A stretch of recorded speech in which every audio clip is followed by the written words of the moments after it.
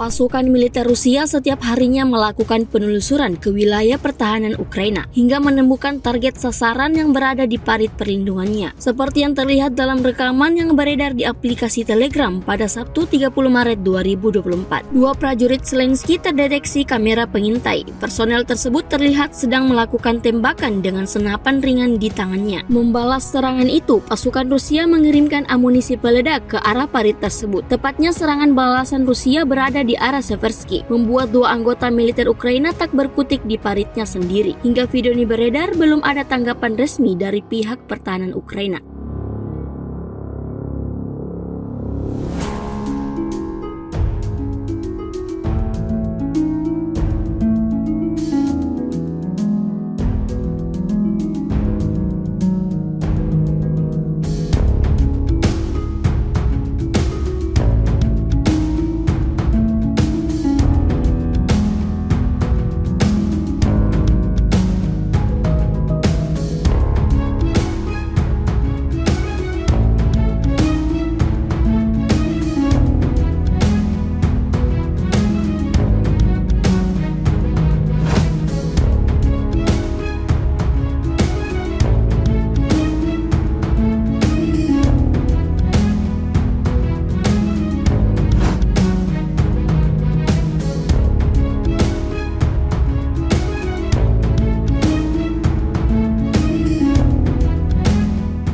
Download Tribun X sekarang, menghadirkan lokal menjadi Indonesia.